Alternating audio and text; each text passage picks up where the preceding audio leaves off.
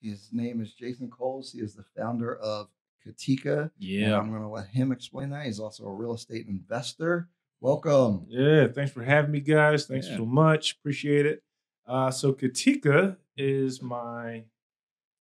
it's going to be my life's work. So Katika, really quick, it's a Swahili word that means inclusive. And so it really plays into the purpose and the meaning behind the mission. So the platform, it lets anyone that goes on there connect and find Black-owned businesses, whether that's through our directory or marketplace. So we're like a Black Google. You can call us Bloogle or Black Yelp or 21st Century Green Book, if you will. So we know that technology is like the missing link between our business community and just our community in general. So we want to be that company, that beacon of light that kind of propels us into the 21st century. Yeah. Cool. So it's an app, right? It's on. Yep. So it's an app. It's on iOS and Android right now. We actually just released our second version of it. So excited about that 2.0 because it actually ties into the website, which is coming in about 4 weeks. So all right, so excited about that. I download the app. What do I Yes, do? download Katika. Right. So the next time, you know how like we're always like, hey, where can I find a Black-owned fill in the blank? Now you don't have to go on Google and type in Black-owned and that occupation or business. Now you can download the app and type in directly into the search box what you're looking for. So whether it's a restaurant, a service, professional service, local service, a church you might be looking for to go to, you can find them on this app. And not only will you find it in your local area, we're international. So if you're in London, you can find Black-owned restaurants. If you're in South Africa, you can find Black-owned restaurants. We are literally creating a global economy comprised of Black companies. They created in 1900, get this right, the National Negro Business League. Yes. So people, we talk about Black Wall Street and there was a time where Black towns and Black economics was doing well. It was because of that business league. Yeah. They had chapters in different states that all talked to each other and connected business to business, business to consumer. Eventually, of course, that was torn down. But if we study history, we could say, okay, this is when we were most prosperous. So we had a Green Book, we had the Business League, and that's when we had Black Wall Street. So now, fast forward that to 2019, Katika is we're saying, okay, we could be that central hub, that Green Book, the directory, and the marketplace, but let's take it a step further.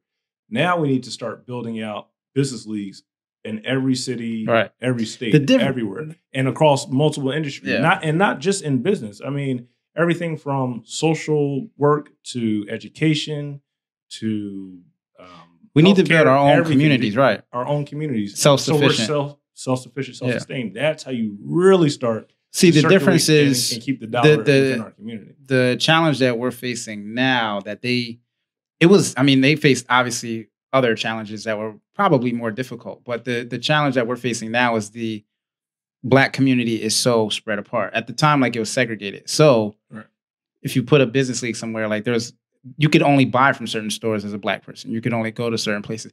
Now you have to get people to understand why they need to buy from Black stores, why they need to support Black-owned businesses. And I think that's a secondary step and that's the whole thing with Katika, is because it's hard to know where the Black businesses are to support them. Exactly. If you wanted to, it's just not on the top of the consciousness, but the less friction you make to find it, the more likely people are to do it. Absolutely. So where are you going with this? Everywhere. I mean, right now, what do you see in your mind? Like, I drew the line from your upbringing, your experience at academia, you dipping your toes in Wall Street, making this app. What's next? What's next is to start populating this app. Again, create the business league. But the ultimate goal is so one day when I was looking at Katika and just where I had traveled, I started making the triangle, the transatlantic slave trade triangle. And I was like, wow. And then I started thinking, well, what if we flip that?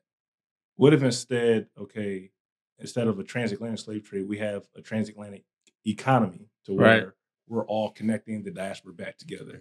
And that can be done with technology. Right. So 2 things, even though slavery and all that was bad, 2 things that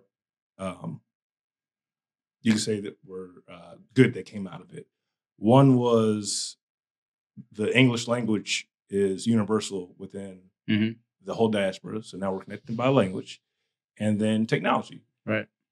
We can all be connected through technology. And so by doing that, I think that starts to create that bridge to where we can start having those conversations and the strategic planning to start forming business leagues, centralizing our information, and then ultimately literally creating our own economy. Right. So the ultimate vision, like I said, transatlantic economy, introduce our own economy, and then because Africa has all the natural resources, you can back that economy by natural resources, gold, silver, diamonds, etc.